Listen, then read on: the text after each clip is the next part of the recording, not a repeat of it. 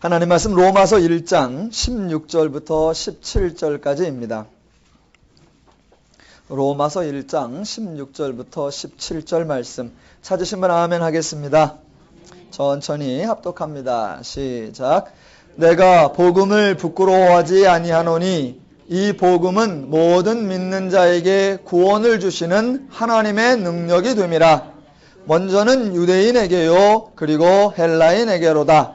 복음에는 하나님의 의가 나타나서 믿음에 이르게 하나니 기록된 바 오직 의인은 믿음으로 말미암아 살리라 함과 같으니라. 아멘.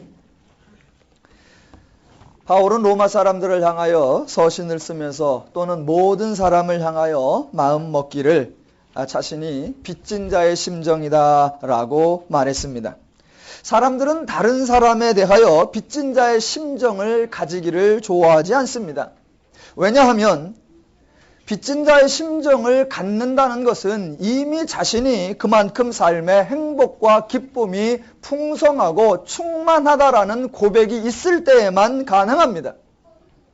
그런데 사람들은 자신이 이미 충분히 행복하고 자신의 행복이 넘쳐난다라고 그렇게 생각하고 그렇게 고백하기를 좋아하지 않습니다. 여러분, 죄의 논리는 아주 교활합니다. 죄가 그냥 대충 실수로 빠져나가는 것이 아니라 죄는 우리가 심각하게 예리하게 통찰력 있게 냉정하게 따져보지 않으면 우리도 어느새 죄적 사고방식에 이미 들어가 있는 것을 발견할 정도로 죄는 아주 교활합니다.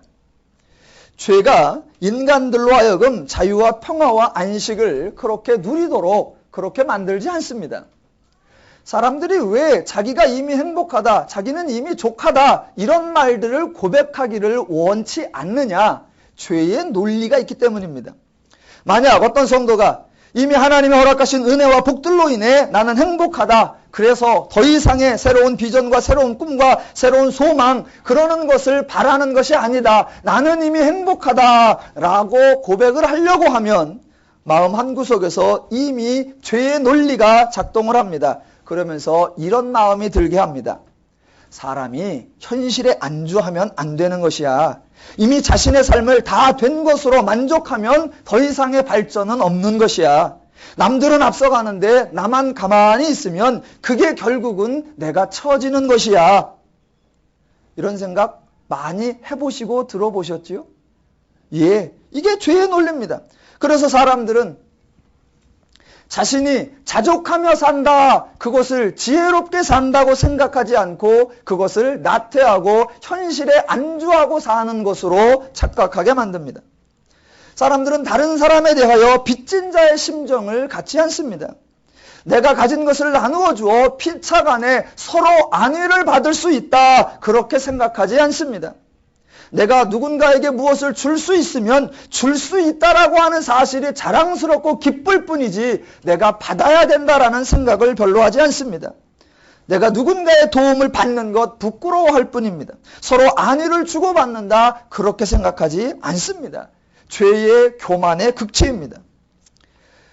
로마서를 보면 맨 마지막에 가보면 바울이 여러 사람에게 안부를 줬고 여러 사람을 언급하는 것이 나옵니다. 그때에 그 각 사람들이 누구를 언급하냐면 그동안 나의 이 복음 전하는 일을 위하여 나를 후원하고 나를 도와주고 나에게 격려하고 실제로 내가 그들에게 빚진 그 사람들을 여러 사람들을 소개하면서 감사의 표시들을 합니다. 그게 옳은 겁니다. 오늘날 사람들은 누가 나에게 도움을 주어 내가 누군가에게 빚을 얻었다라는 그 사람들, 오늘날 나를 있게 만들어준, 오늘 나를 형성하기 위해서 도와준 그 사람들을 소개하지 않습니다. 언제나 내가 누구를 도와주고 있으며 내가 누구를 후원해주고 있으며 내가 누구를 세워주고 있는가 그것을 강조합니다. 저는 교회들 주보에 어느 교회가 후원하는 교회, 누구누구 교회, 우리가 후원하는 선교사, 누구누구 선교사, 우리가 도와주는 사람들, 누구누구 좋습니다. 교회가 많은 일을 하고 다른 사람에게 사랑을 베푸는 거 좋습니다. 본인은 자랑해서 좋습니다. 그러나 그것을 받는 사람의 이름이 거기 올려가 있을 때 그 사람을 배려하지 않습니다. 교회의 옳은 모습이 아니라고 생각을 합니다. 누린 교회에도 교회를 섬기는 사람, 그래서 사역자의 이름이 있습니다. 저는 그거 빼버리고 싶은 심정이 간절합니다. 뭐 제가 책임지는 교회도 아니고 제가 이 교회를 다 어떻게 하는 것도 아니고 저도 하나님이 세우신 교회의 성도의 일원일 뿐입니다. 그러면 모든 성도의 이름이 다 올라가든가 모든 성도의 이름이 다 빠지든가 왜 특별히 사역자들, 왜 특별히 주의 일꾼들 이런 사람들은 올라갈까? 다 빼고 싶은데 그러면 또 교회가 누군가 대표 책임자가 없는 것 같아서 그래도 이름이 올라가야 된다. 그래서 또 제 이름 쓰려고 하니까 이게 제 이름만 쓰면 이게 또 좀 이상해서 성도, 사역자들 이름 쓰고 그러다 보니까 이게 또 성도 빠질 수 없고 또 성도 그러다 보니까 또 주님 빠질 수 없고 그래서 또 주님. 지금 누린교회의 소개가 그렇게 돼 있습니다. 가능하면 그냥 다 교회 그러면 됐지요. 빚진 자의 심정은 정말로 빚을 졌기 때문에 누군가 나에게 그런 은혜를 주고 누군가 나에게 그런 사랑을 베풀어 준 자들에 대한 감사하는 마음, 그것으로 족한 것이지 내가 무엇을 하고 내가 무엇을 나누어 준 것을 자랑하는 것이 아닙니다. 바울은 지금 로마서에서 복음을 이야기하고 있습니다. 1장 1절에 보니까 자신이 하나님의 복음을 위하여 부르심을 받았다라고 말하고 1장 9절에 그의 아들의 복음 안에서라고 말하고 11절에 어떤 신령한 은사, 곧 복음을 나누어 주기를 원한다라고 말하고 있습니다. 그 복음 안에서 사는 자신의 삶이 너무나 행복해서 다른 사람에 대하여 빚진 자의 심정이 들 정도라 그렇게 고백하고 있습니다. 오늘 본문에 보면 내가 복음을 부끄러워하지 아니하노라 라고 말하고 있습니다. 복음을 부끄러워하지 아니한다. 다른 표현으로 하면 복음을 자랑스러워한다 라는 것입니다. 그러면 복음을 자랑스러워하노라 라고 말하면 되지 왜 복음을 부끄러워하지 아니하노라 이렇게 표현하느냐라는 것입니다. TV 광고 중에 이런 멘트가 있습니다. 작은 차이가 큰 차이를 만들어냅니다. 예, 맞아요. 똑같은 기독교의 복음인데 똑같은 하나님의 진리인데 왜 기독교는, 왜 하나님은, 왜 성경은 표현을 그렇게 해내는가? 그 작은 차이 속에 기독교의 하나님의 신앙의 이 성숙이 들어있는 것입니다. 기독교의 표현 방식을 하나 예를 들어보겠습니다. 바울은 자신의 삶의 모습을 다른 사람에게 빚진 자의 심정이다라고 표현을 했습니다. 왜 빚을 졌느냐? 남들이 갖지 못한 행복을 자기가 가지고 있고 다른 사람도 나와 같아야 되는데 그러지 못한 것을 안타까워하기 때문에 그렇게 표현합니다. 그런데 그러한 심정을 다른 사람하고 대화할 때 잘 표현해야 됩니다. 바울같이 그런 심정을 가진 사람은 대화를 이렇게 합니다. 집사님, 난 집사님께 빚진 게 많아. 내가 늘 잘해야 되는데 미안해. 그리고 집사님이 늘 고마워. 앞으로 내가 잘할게. 그러면 그 말을 듣는 사람이 갑자기 왜 저래나? 그러면서 하는 말이 아이 집사님 왜 그래요? 아이 난 집사님이 늘 고마운데 뭐 잘하고 계신데 이렇게 대화가 오고 갑니다. 아주 아름다운 대화요. 화목한 대화입니다. 그런데 내가 하나님의 복음의 은혜를 누리고 살고 있고 저 양반은 아직 나처럼 그렇게 행복하지 못하다. 그것이 안타깝다. 심정은 똑같아요. 그런데 대화를 이렇게 하면 안 됩니다. 집사님, 나는 집사님만 보면 늘 속상해. 집사님이 더 잘 살 수 있는데, 집사님도 나처럼 행복할 수 있는데, 집사님 보면 난 늘 안 됐어. 내가 가르쳐 줄 테니까 한번 해볼래? 요렇게 말하면 대답이 어떻게 오느냐? 너나 잘하세요. 우리는 내가 가진 것이 좋은 것이라고, 내가 가진 것이 상대방에게 유익한 것이라고 해서 상대방을 위한다라고 하는 행동이 상대방을 괴롭게 하는 경우가 너무나 많습니다. 지금 바울은 자신이 행복을 고백하고 남도 자신처럼 행복해지기를 소망하면서도 그 표현이 절대로 자신을 자랑하는 것이 되지 않도록 하는 것입니다. 자신을 자랑하면 상대방이 상처를 받게 되어 있는 것입니다. 그래서 나는 복음을 자랑하노라 라고 말하지 아니하고 복음을 부끄러워하노라. 너도 나처럼 되기를 원한다 라고 말하지 않고 내가 모든 사람에게 빚진 자다 라고 표현합니다. 이게 기독교의 성숙한 표현 방식입니다. 기독교는 배타적인 종교가 아니라 배려적인 종교입니다. 하나님께서 예수 그리스도 외에는 구원받는 방법이 없다라고 말할 때 이것도 틀렸고 저것도 틀렸고 다 안 된다. 그런 말씀이 아니라 너희들에겐 길이 없기에 내가 새로운 길을 만들어주마라고 하는 하나님의 헌신과 하나님의 수고를 나타내는 표현입니다. 오늘 본문도 그런 심정이라는 것을 이해하셔야 됩니다. 바울은 지금 솔직하게 자신의 삶을 이야기하고 싶습니다. 나 얼마나 신나게 사는지, 내가 얼마나 행복하게 사는지, 내가 얼마나 자유롭게 사는지, 너희들도 나처럼 되기를 원한다. 이런 얘기를 하고 싶은데, 너희들 내 얘기 한번 들어볼래? 이렇게 하고 싶은데, 그 자신의 하고 싶은 이야기를 복음의 이야기로 말하는 것입니다. 복음의 이야기인데 자신의 삶의 이야기이고 자신의 삶의 이야기인데 바로 복음을 이야기하는 것입니다. 바울이 자신의 심정을 말할 때 빚진 자라고 고백하는 것처럼 복음을 이야기할 때도 나는 복음을 자랑하노라가 아닌 나는 복음을 부끄러워하지 아니하노라 라고 말하는 것, 이게 배려입니다. 오늘날 사람들은 이런 표현 방식을 좋아하지 않습니다. 왜냐하면 요즘에는 공격적 경영을 해야 되고 적극적으로 PR을 해야 되고 무엇이든지 능동적으로 진취적으로 행동을 해야 된다고 생각하기 때문입니다. 그런데 이게 사람들이 얼마나 웃긴 게 자신이 공격적으로 능동적으로 적극적으로 하면 담대하고 아주 용기 있다라고 좋아합니다. 그런데 상대방이 나에게 그렇게 행동하면 사람들은 저 사람이 무례하고 저 사람들이 교만하고 저 사람들이 예의가 없다라고 말합니다. 우리가 흔히 보는 광고나 여러 매체들에서 그런 심리들을 이용하는 것, 자신에게는 좋지만 남에게는 불편하고 내가 남에게 하는 건 좋지만 남이 나에게 하는 건 싫어하는 그런 방식으로는 인간이 행복을 누릴 수 없습니다. 바울은 성도입니다. 저도 성도이고 여러분도 성도입니다.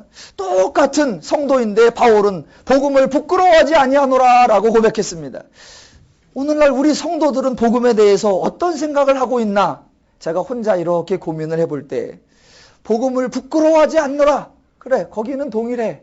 그렇지만 나는 복음을 자랑스러워하노라. 그것도 아닌 거 아닌가? 성도님들이 그런 심정인 것 같아요. 바울이 왜 복음을 부끄러워하지 않는다고 말하는가? 본인이 간증하는 것처럼 복음은 모든 믿는 자에게 구원을 주시는 하나님의 능력이기 때문입니다. 복음은 하나님의 능력입니다. 바울은 지금 자신의 이야기를 하고 있지만 바울의 능력이 아니라 하나님의 능력이기 때문에 자랑스러워하고 있습니다. 하나님의 능력이기 때문에 자랑스럽고 하나님의 능력이기 때문에 확실하고 하나님의 능력이기 때문에 전혀 실수가 없고 하나님의 능력이기 때문에 절대로 취소되거나 소멸되는 것이 없고 하나님의 능력이기 때문에 기꺼이 부끄러워하지 아니하고 자랑스러워할 수 있는 것입니다. 바울은 자신의 것이 아니기에 더더욱 담대한 것입니다. 만약 자신의 것이라고 하면 일정 부분 담대할 수 있지만 일정 부분은 주저하며 멈칫거릴 수 있습니다. 그러나 하나님의 것이라면 두려워할 이유가 없고 하나님의 것이기 때문에 하나님의 약속이기 때문에 하나님의 결과이기 때문에 하나님의 어떤 분이라는 것을 알고 있기 때문에 하나님의 실력과 하나님의 성품을 알기 때문에 하나님의 인간을 향한 그 극진한 사랑을 알고 있기 때문에 전혀 부끄러워하지 아니하고 도리어 하나님의 것이기 때문에 자랑스럽고 담대할 수 있다는 것입니다. 이게 하나님을 아는 자의 태도입니다. 사람들은 정반대의 길로 갑니다. 사람들은 자신의 것이라고 하면 담대합니다. 얼만큼 자신감이 있느냐? 자기가 할 수 있는 만큼, 자기가 가진 것만큼, 자신의 능력만큼 사람들은 자신을 갖습니다. 내 손에 쥔 것이라고 하면 내가 떵떵거리고 말할 수 있지만 내 것이 아니라고 하면, 내가 할 수 있다고 보장하는 것이 아니라고 하면 사람들은 담대하게 말하지 않습니다. 저는 성도님들을 볼 때마다 가끔 아이러니라는 생각을 많이 합니다. 성도는 하나님을 믿는 분들입니다. 그래서 귀한 주일에 교회에 나오시는 분들입니다. 하나님을 믿어 하나님의 전에 나온 사람들인데도 불구하고 그 하나님에 대한 신뢰와 그 하나님에 대한 약속을 의지하는 것보다 결국은 믿는 게 자기 자신이에요. 그렇게 자기 자신에 대한 더 담대함이 있을 바에야 왜 하나님을 믿을까? 내 것으로는 부족하지만 하나님이시기에, 그분이 하나님이시기에 나는 담대하다. 이게 성도의 본분이지 않을까? 자신이 하나님을 믿는다고 말하고 자신이 교회를 다니고 자신이 가장 신뢰하는 것이, 교회를 다님에도 불구하고 자신이 가장 신뢰하는 것이 하나님이 아니라 바로 자신이다. 이건 참으로 미련하고 어리석은 것입니다. 미련하고 어리석다라는 표현에 다른 표현을 써보겠습니다. 하나님을 믿으면서도 하나님보다 자기 자신을 더 의지하는 것은 연약한 것이고 아직 미성숙한 것입니다. 그걸 다른 식으로 표현하면 연약하거나 미성숙한 것이 아니라 제가 여러분에게 빚진 것입니다. 여러분이 더 하나님을 알아 그 하나님을 더 의지하며 더 누릴 수 있도록 해드리지 못한 저의 빚진 자의 책임입니다. 제가 목회를 해나가는 방법에 있어서 한소신합니다. 저는 그걸 소신이라고 생각하지 않습니다. 또 고집이라고도 생각하지 않습니다. 왜냐하면 제가 지금 고집을 피고 있는 것이 아니기 때문입니다. 목사는 교회가 부흥하기를 원합니다. 교회가 부흥한다면 저는 수만 가지 방법을 다 동원해보고 싶습니다. 만약 성도에게 좋은 것이라고 하면 저는 제가 망가져도 뭐든지 다 해보겠습니다. 그런데 여러 사람들이 저에게 알려주는 목회 방법은 제가 알고 있는 목회 방법보다 더 좋아 보이지가 않습니다. 하나님의 방법은 저에게 죽도록 일해라 그렇게 말씀하신 적이 없습니다. 그런데 사람들이 저에게 제시한 방법은 죽도록 전도해라, 죽도록 기도해라, 죽도록 신방해라, 죽도록 예배를 살려라. 저는 하나님의 방법이 훨씬 더 좋습니다. 하나님이 저에게 전해주신 복음은 이미 결과가 이루어진 것입니다. 그런데 사람들이 저에게 전해주는 방식은 한번 해보라라는 것이었습니다. 본인이 그렇게 해봤는데 됐대요. 물론 본인이 사는 동네와 제가 사는 동네가 똑같지 않고 그 사람들의 취향이 다르고 그 사람들의 수준이 다르니까 꼭 된다는 보장은 없지만 내가 그렇게 해보니까 되더라. 여러분도 그런 방법을 한번 해보시기 바랍니다. 그리고 그 뒤에 따라 나오는 말이 있습니다. 그래도 아무것도 안 해보는 것보단 해보는 게 낫잖아요. 안 되면 기본이고 되면 대박이잖아요. 저는 그런 방식보다 하나님이 전해주신 방식이 훨씬 더 좋습니다. 저는 소신을 부리고 있거나 고집을 피고 있는 것이 아닙니다. 왜냐하면 저는 제가 지금 무엇을 하고 있다라고 생각하지 않습니다. 저에게 능력이 있다고 생각하지 않고 제가 할 수 있다라는 것을 믿는 것이 아니기 때문입니다. 저를 믿고 저를 자랑스러워하는 것이 아니라 저는 하나님을 믿고 하나님의 복음을 믿고 하나님을 알고 있기 때문입니다. 당장의 열매가 없을 수도 있습니다. 그러나 아무런 걱정을 하지 않습니다. 왜냐하면 하나님의 일하심을 믿기 때문입니다. 능력은 어디에 있는가? 복음에 있습니다. 목사에게 능력 없습니다. 사람에게 능력 없습니다. 어떤 사람이 오면 교회가 더 나아지고 어떤 사역자가 오면 교회가 더 부흥되고 어떤 일꾼이 오면 교회가 더 성장할 것이라는 기대 아예 버리십시오. 능력은 목사나 사역자나 성도나 사람에게 있는 것이 아니고 능력은 하나님의 복음에 있습니다. 가까운 곳에 침신대가 있습니다. 침신대 인터넷 홈페이지 들어가 보면 게시판이 있고 그 게시판에 구인 광고란이 있어요. 그 구인 광고에 사역자 초빙하는 그런 광고가 계속 뜹니다. 저도 가끔 거기를 봅니다. 어디 담임 목사 뽑는 데 없나. 저도 그 사역자 구인 광고를 보면서 가끔 제가 웃을 때가 몇 번 있습니다. 보면서 제일 제가 당황해하고 놀라는 건 제목이 이렇게 뜹니다. 사역자 급구. 아니 그런 교회들은 사역자를 기른다는 생각이 없습니다. 오직 써먹을 궁리만 하는 것 같아요. 아이들 과외 선생님 하나만 골라도 급구를 하면 안 됩니다. 천천히 차분히 우리 애에게 맞나? 이게 적절한가? 그런데 얼마나 절박한지 늘 급구. 그거보다 더 재미난 게 하나 있습니다. 저는 깜짝 놀랐어요. 구인 광고에 제목이 이렇게 났습니다. 함께 죽고 살 전도사를 구합니다. 저는 그 교회 목사님이 사모님이 사별하셔가지고 새로 아내 구하는 줄 알았어. 함께 죽고 살 전도사를 구합니다. 아유, 놀랐어요. 또 이제 이렇게 나옵니다. 뭐 사역자를 구함. 그 밑에 영혼을 뜨겁게 사랑하고 전도에 열정이 있으신 분을 모십니다. 그렇게 전도에 열정이 있고 개척하는 은사가 있으면 개척을 해버리지 왜 그 밑에 가서 있겠어요? 저는 그런 거를 볼 때마다 본인이 어떻게 베풀어주고 본인이 어떻게 나누어주고 그런 생각은 하나도 없고 전부 다 써먹을 궁리만 하고 있는 것 같아요. 아직까지 누림교회는 구인 광고를 내본 적이 없습니다. 그런데 제가 설교 준비를 하면서 누림교회가 구인 광고를 내면 어떻게 낼까 제가 한번 만들어 봤습니다. 세 줄을 쓰기로 했습니다. 세 줄. 1. 남을 조르지 않을 뿐. 2. 상대방을 귀찮게 하지 않을 뿐.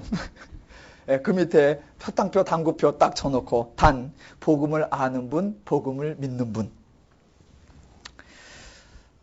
아멘을 안 하시네. 저는요, 사람에게 능력이 있다고 생각하지 않습니다. 능력은 하나님의 복음에 있다고 믿기 때문에 저는 사람에게 거는 기대가 없습니다.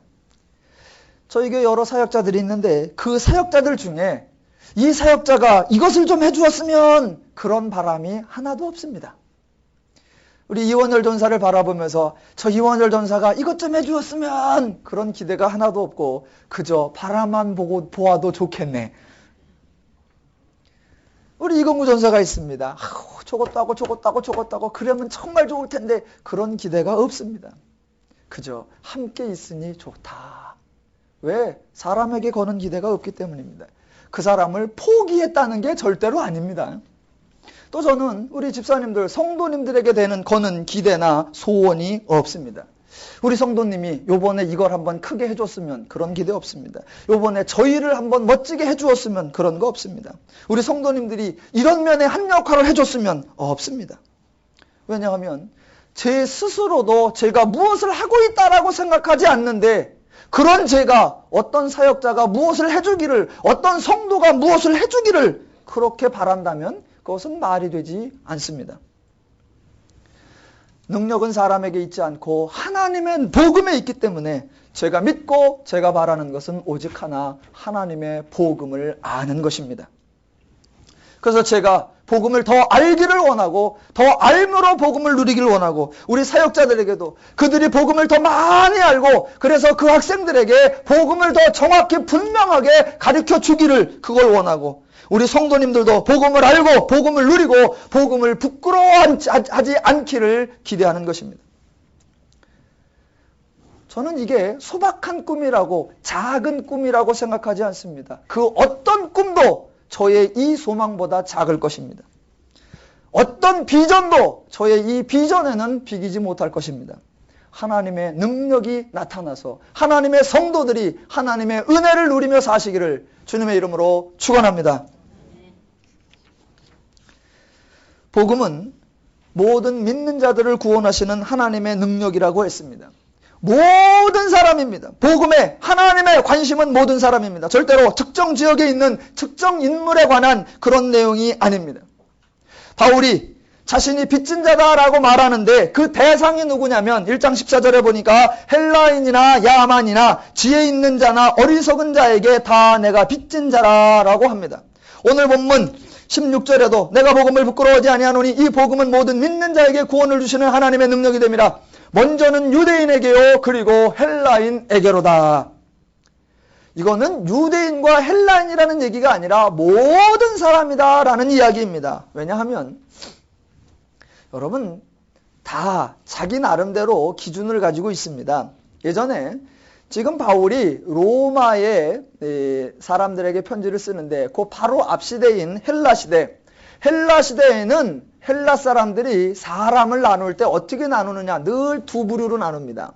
헬라 사람들은 우리는 헬라인, 다른 표현으로 헬라인은 지혜 있는 자라는 것입니다. 우리는 지혜 있는 자, 우리 아닌 자들은 야만인 이렇게 표현하는 겁니다. 그래서 헬라인은 인간이고 이 사람은 정상적인 사람이고 헬라인이 아닌 사람은 야만인이요 아무것도 모르는 사람이요 인간 축에 못 끼는 사람들이라고 생각을 하는 겁니다. 유대인들은 또 어떻게 나누냐? 우리는 유대인, 우리는 하나님께 선택받은 자, 나머지들은 이방인. 그러면 하나님께서 우리 말고 왜 이방인을 만드셨을까? 지옥에 불 쏘시게 하려고 만드셨지. 이렇게 사람들을 생각하고 있었습니다. 로마 사람들은 어떻게 생각했느냐? 우리는 로마 시민, 나머지 사람들은 시민이 아닌 노예. 로마 시민은 사람이고 나머지는 사람이 아닌 겁니다. 유명한 일화가 있습니다. 어떤 장군의 부인이 이제 무도회를 나가기 위해 이제 옷을 갈아입습니다. 그런데 그 부인이 여기 있고 부인을 시종드는 여자들이 몇 명 있고 그 옆에 이제 보디가드로 따라가는 노예가 하나, 건장한 남자 노예가 딱 버티고 서 있습니다. 이 부인이 옷을 갈아입으려고 하면 보디가드 잠깐 나가 있어. 그러다가 옷 다 갈아입으면 들어와. 이래야 되잖아요. 그런데 그를 거기다가 멀쩡히 세워놓고 그 앞에서 드레스업을 새로 합니다. 왜냐하면 이 사람의 생각에 저 노예인 남자는 사람이 아니기 때문입니다. 그 사람들은 그렇게 생각을 한 겁니다.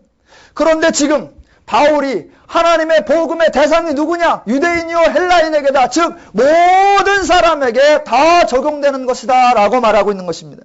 이 바울의 선언을 사람들은 즐거워하지 않았습니다. 왜? 로마 사람들이 생각하기를 아니 하나님의 복음이 시민과 시민 아닌 자들에게 공통이 나누어질 수 있단 말이야. 이 말을 들은 유대인들도 좋아하지 않았습니다. 하나님의 은혜가 유대인과 지옥의 불쏘시개인 이방인들에게 똑같이 줄 수 있단 말이야. 헬라인도 좋아하지 않습니다. 지혜를 아는 우리 헬라인들과 지혜를 모르는 저 야만인들에게 하나님의 복음의 능력이 같이 주어질 수 있단 말이야. 그런데 하나님의 복음은, 하나님의 관심은 모든 사람, 모든 인간이기에 바울은 오늘 자신이 모든 사람에게 빚진 자고 모든 사람에게 하나님의 복음을 전한다라고 말하는 것입니다. 이것이 기독교에 가지는 보편성이요, 기독교가 가지는 원리성입니다. 사람의 방법에는 한계가 있습니다. 미국에서 성공한 사업 경영 전략이 한국에서는 먹히지 않습니다. 유럽에서 온 이 할인마트, 거대 할인마트가 여러 개 우리나라에 들어왔는데 그 중에 하나가 우리나라에서 완전히 실패했습니다.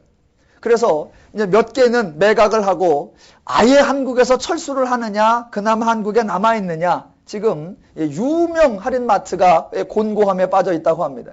그러면서 그들의 생각에 자신들이 매장을 그렇게 정렬하고 그렇게 상품을 진열하고 그렇게 사업하는 방식이 전 세계에서 다 통했다는 거예요. 그런데 유독 한국에 와서는 그게 실패했답니다. 인간의 방법은 보편성을 가지지 않습니다.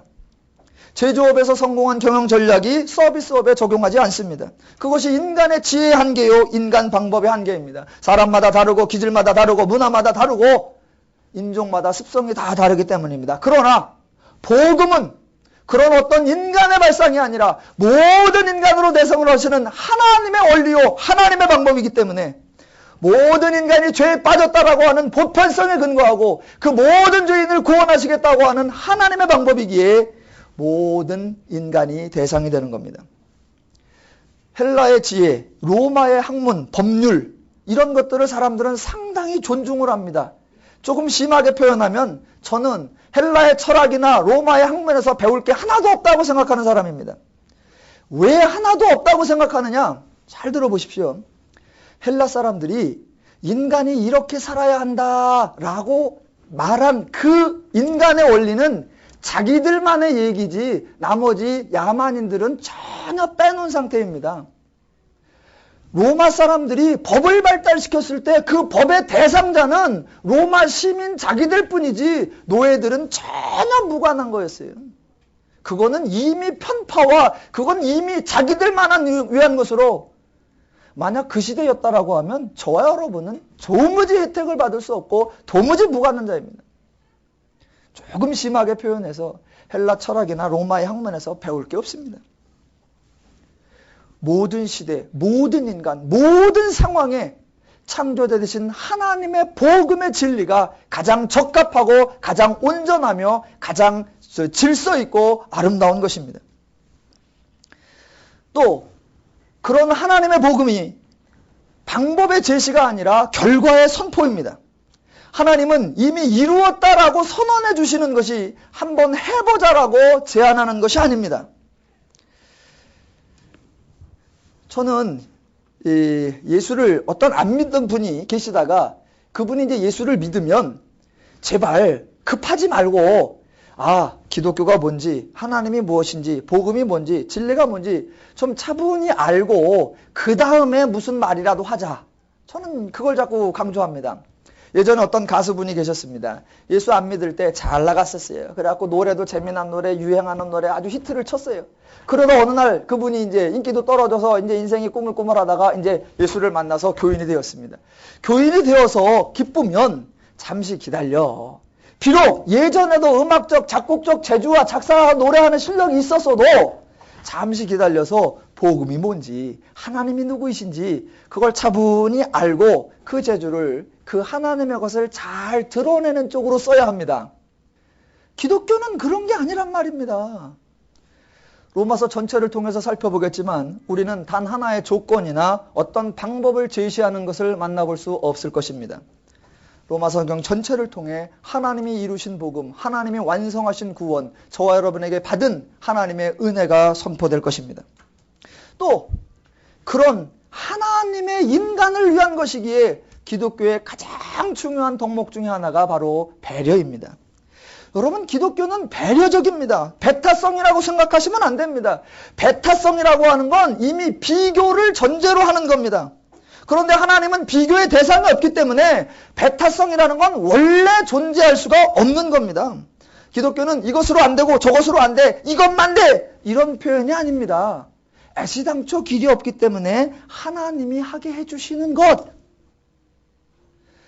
하나님은 인간이 실수하거나 인간이 잘못하거나 하나님이 인간에게 고집피는 거 하나님이 그냥 두세요. 그거 틀린 거야 못해, 그건 안 맞은 거야 금지. 그렇지 않습니다. 다 해보라고 두세요. 그리고 유유하게 하나님의 일을 해나가십니다. 그리고 언젠간 네가 돌아올 것이다. 그리고 복음의 참 의미를 알 것이다. 제가 나중에요, 이야 이게 대단한 거였구나 라는 걸 깨달은 게 있는데 여담을 한번 해보겠습니다. 제가 이제 결혼하기 전에 연애를 하는데 저도 여러 사람의 축복받는, 막 응원하며 기뻐하며 축하해주는 그런 결혼식을 하고 싶었습니다. 그런데 제가 연애하고 있다라는 소식이 들려지고 제 배우자가 누구라고 하는 소문이 나자마자 막 여기저기서 핵폭탄이 떨어지는데 엄청난 반대가 들어옵니다. 어머니 반대, 아버지 반대, 형 반대, 사촌 반대, 아는 사람 다 반대, 뭐 저보다 눈이 삐었다는 둥, 그거를 머리라고 달고 다니냐는 둥, 시력이 나빠도 그렇게 나쁘다는 둥, 아니 인생을 포기할 생각이냐는 둥, 별별 얘기가 다 들려요. 그러니까요, 처음에는 모든 걸 거뜬히 이기고 나갈 것 같았는데 이게 마음이 휘청휘청, 내가 잠깐 잘못 봤나? 내가 판단이 흐려졌나? 이게 자꾸 약해져요. 그래서 어느 날 제가 이제 굳은 결심을 합니다. 아닌가 보다. 제가 어느 날 만났습니다. 장소도 기억납니다. 한강에 그 뚝섬 유원지 쪽에, 그쪽에. 거기서 만나서 그랬습니다. 여러 가지로 많이 생각을 해봤는데 아닌 것 같다. 아닌 것 같다. 그래서 오늘로 끝이다. 그만 만나자. 그랬습니다. 그랬더니 그때 제가 교제하고 있던 그 사람이 뭐라고 표현하냐면, 가라. 그런데 당신은 돌아오게 돼 있다.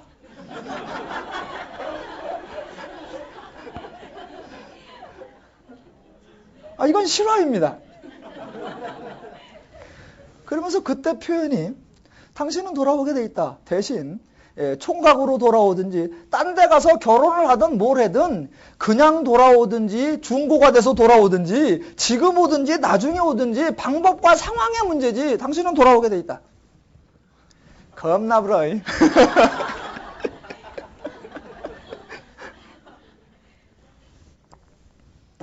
그때는 그게 멋있는 말인 줄 몰랐어요. 아주 협박을 하네, 협박을 해. 제가 그러면서 그리고 갔거든요.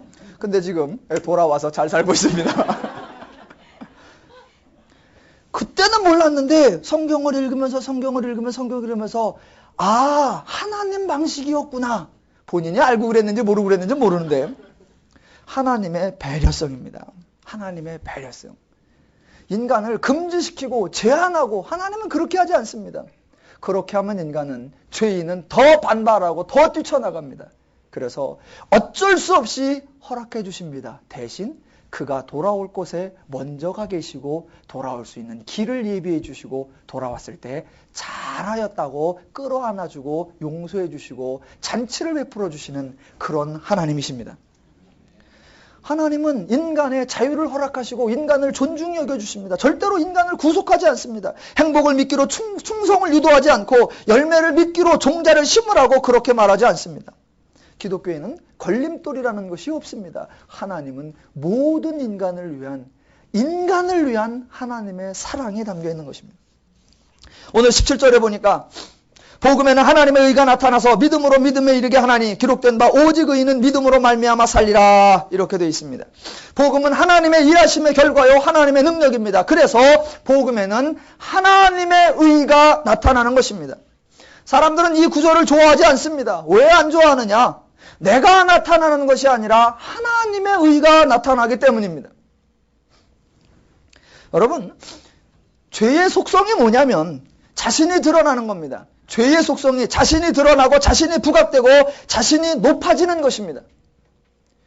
그것 자체가 문제냐? 그렇지 않습니다. 죄의 속성이 자신이 높아지고 자신의 가치를 높이고 자신을 존귀히 여기는 거라고, 그거는 나쁜 거라고 교인들이 생각을 해서 그동안 교회가 반대로 얘기했습니다. 교회에서는 하나님이 높아지고 인간은 낮아지는 거요, 하나님이 영광 받으시고 인간은 십자가를 지는 거요, 하나님이 존귀히 여기시고 인간은 그 아무것도 아닌 것이다. 아니요, 그렇지 않습니다.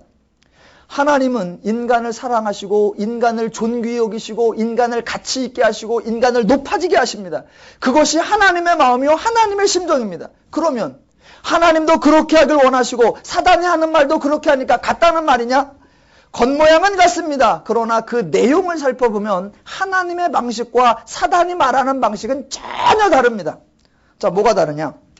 하나님은 인간에게 자신을 존중히 여겨라, 자신의 가치를 높여라, 자신을 소중하게 다루어라, 그렇게 말하지 않습니다. 하나님은 아예 하나님이 인간을 존중해 주시고 하나님이 인간을 존귀하게 만들어 주시고 하나님이 자아를 세워주고 하나님이 인간을 높여주고 하나님이 인간을 부각시켜 주십니다. 하나님이 인간을 그렇게 만들어 주십니다. 그런데 사단은 인간을 위해 단 한 가지도 해주지 않습니다. 그리고 말로만 합니다. 너를 높여라, 네 가치를 만들어라, 너를 소중하게 생각하라, 너 자신을 나타내라, 너 자신을 드러내라. 또 하나, 하나님은 해주신 분이고 사단은 하라고 권고할 뿐인 거. 그리고 또 하나의 차이점은 좋습니다. 자신을 높이고 자신의 가치를 소중히 여기는 거 좋은 말입니다. 그런데 어디서부터 어디로 어떻게 그 기준을 잘 잡아야 합니다. 똑같은 말인 것 같지만 기준이 달라지면 전혀 이상한 결론이 납니다. 하나님은 인간을 높여주시고 존귀히 여겨주십니다. 어디에서? 하나님이 인간의 가치를 높여주셨다는 말은 원래 하나님이 인간을 하나님의 형상으로 만드셨는데 인간이 범죄하여 그 원래 가졌던 가치를 상실하기에 하나님이 다시 그 원래의 가치로 만들어주시고 그것보다 더 존귀한 하나님의 자녀라고 하는 신분까지 인간을 고양시켜주시는, 원래 만들었던 거에서 인간이 상실되자 회복시켜주시고 더 높여주시는, 이게 하나님이 인간을 높여주는 방식입니다. 그런데 사단은 인간의 가치를 높이라고 말하는데 어디로부터냐?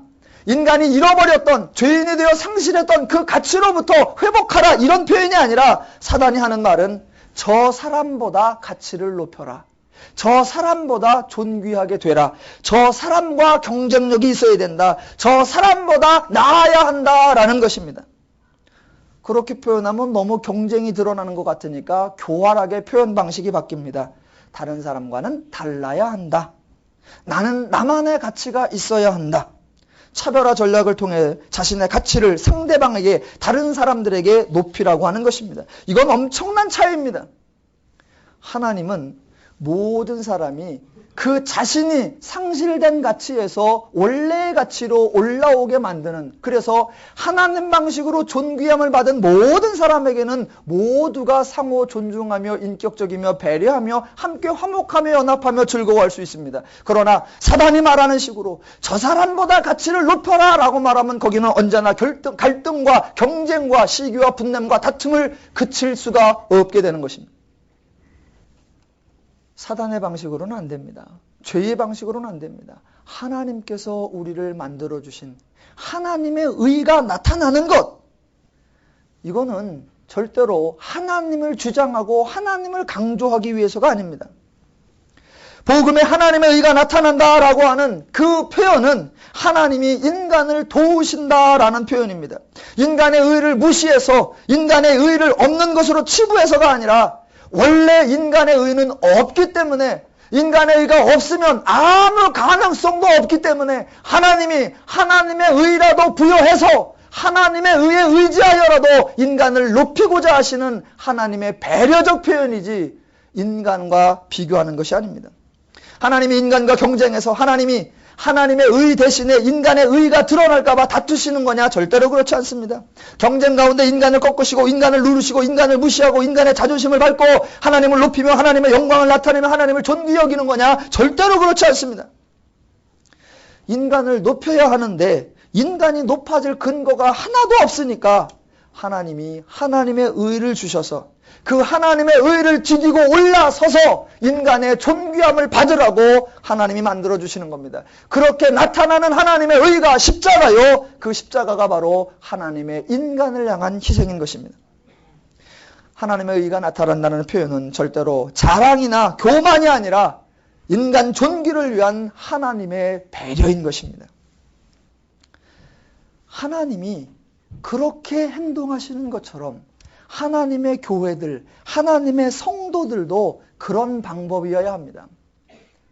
배려적이어야 한다. 여러분 꼭 명심하시기 바랍니다. 교회는 어떤 성도가 무슨 일을 했을 때 10가지 일을 잘했다고 칭찬해 주는 것이 아닙니다. 교회는 하나도 못한 사람이 창피하지 않게 해주는 곳입니다.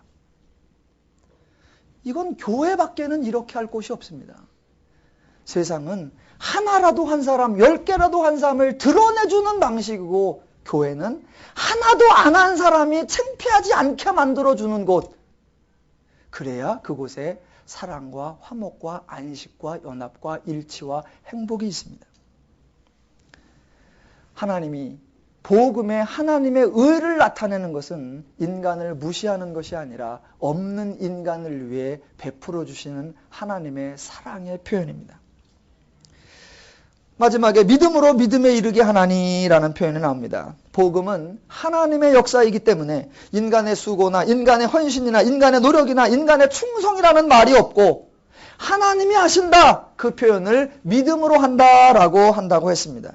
믿음은 인간의 신뢰나 인간의 의지하는 태도를 표현하는 것이 아니라 하나님이 행하신다라고 하는 의미입니다. 그래서 복음은 믿음으로, 즉 복음은 하나님으로 말미암아 하나님의 행하심으로 말미암아 된 것이다 라고 하는 거고, 또 그렇게 성도가 복음을 받았을 때에 일단 복을 받았고 일단 하나님의 자녀가 되었는데 지금부터 또 충성하고 지금부터 또 헌신하고 지금부터 또 열심히 내서 또 다른 하나님의 복을 받아내자, 그런 건 없다 그랬습니다.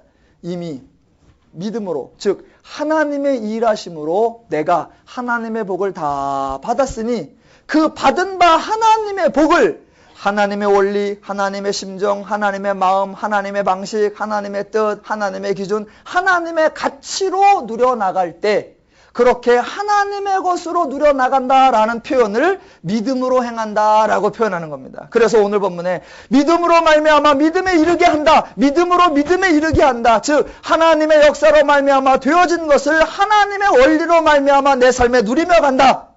오직 의인은 믿음으로 살리라. 하나님이 베풀어 주신 은혜를 하나님의 원리로 삶 속에 적용하며 구현하며 체험하며 누리고 사는 거다라는 것입니다. 복음은 자랑스러운 것입니다. 복음은 멋있는 것입니다. 복음은 훌륭한 것입니다. 우리끼리는 마음껏 자랑하자고요. 우리끼리는 충분히 드러내자고요. 그래서 우리끼리는 즐거워하고 너무나 신나하고 막 높이고, 그런 우리의 모습이 저 사람들에게 나아갈 때는 자랑이나 교만으로가 아니라 겸손과 낮아짐과 온유함과 섬김이 되어서 그 하나님으로 말미암아 우리가 모욕을 당하는 대신 존귀를 받듯 저와 여러분의 삶의 방식으로 세상 사람들이 우리 앞에 낮아지는 것이 아니라 우리로 말미암아 저들도 행복해질 수 있는 그러한 삶을 살아가시는 누님의 성도 되시기를 주님의 이름으로 축원합니다. 기도하겠습니다.